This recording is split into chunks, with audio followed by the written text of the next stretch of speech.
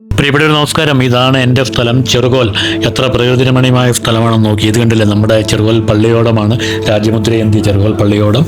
അതുപോലെ തന്നെ നമ്മുടെ ചെറുകോൽ സുബ്രഹ്മണ്യ സ്വാമി ക്ഷേത്രം. സുബ്രഹ്മണ്യ സ്വാമിയാണ് ഇവിടുത്തെ പ്രതിഷ്ഠ. ഇവിടെ ഷഷ്ഠിവ്രതത്തിനും അതുപോലെ തന്നെ വിഷു മഹോത്സവത്തിനുമൊക്കെ വലിയ പ്രശസ്തി ആർജിച്ച ക്ഷേത്രമാണ്. ഈ ക്ഷേത്രത്തിൽ ഈ വിഷുവായി കഴിയുമ്പോൾ വലിയ രീതിയിലുള്ള ഉത്സവങ്ങളും കാര്യങ്ങളൊക്കെ നടക്കും. ഈ ക്ഷേത്രത്തിന് താഴെയായിട്ട് നമ്മുടെ പമ്പാ നദിയുടെ സൈഡിലായിട്ടാണ് രണ്ട് ആനകളെ, ചെറുകോൽ മഹാലക്ഷ്മി ശിവനും ചെറുകോൽ മഹാലക്ഷ്മി പാർവതിയെയും കെട്ടിയിരിക്കുന്നത്. ഇത് നമ്മുടെ പ്രിയപ്പെട്ട അയ്യപ്പൻകുട്ടി ചേട്ടൻ്റെ ഉടമസ്ഥതയിലുള്ള ആനകളാണ് ഈ രണ്ട് ആനകളും. ഇത്തവണ ആദ്യമായിട്ട് ഉത്രാടം തിരുനാൾ ജലോത്സവം നടന്നത് ഈ താഴെ കാണുന്ന സ്ഥലത്തായിട്ടായിരുന്നു. ഉത്രാടം തിരുനാൾ ജലോത്സവം നടന്നത്. അതുപോലെ തന്നെ ഇതിൻ്റെ സൈഡിൽ കൂടാണ് പന്തളത്ത് നിന്നും ശബരിമലയിലേക്ക് തിരുവാഭരണം പോകുന്നത്. ആ തിരുവാഭരണം പോകുന്ന സമയത്ത് ഈ രണ്ട് ആനകളും തുമ്പിക്കൈ പൊക്കി അതിങ്ങനെ തൊഴുന്നതായിട്ട് നമുക്ക് കാണാൻ പറ്റും. പല വൈറൽ വീഡിയോകളും ഇതിനോടകം ഇത് വന്നിട്ടുണ്ട്.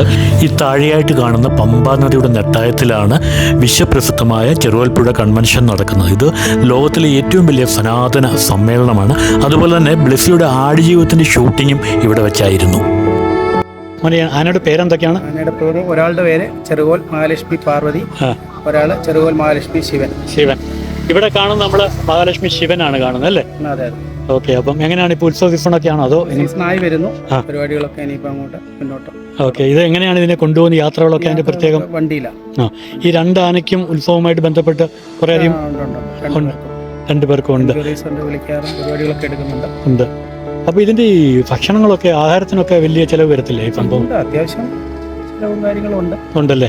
അതുപോലെ തന്നെ ഉത്സവങ്ങള്, പിന്നെ തടി, അങ്ങനെയുള്ള കാര്യങ്ങളൊക്കെയാണ്. തടിയുടെ പരിപാടികളില്ല, കാരണം ഇപ്പൊ പിടിക്കാൻ പാടില്ലെന്നുള്ള ഇതാണ് ഇപ്പൊ. ആണല്ലേ?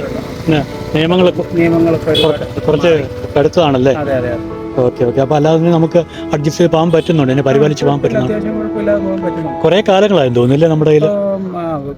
പ്രിയാന നമ്മുടെ കയ്യിൽ വന്നിട്ട് ഒരു 10-12-13 വർഷം.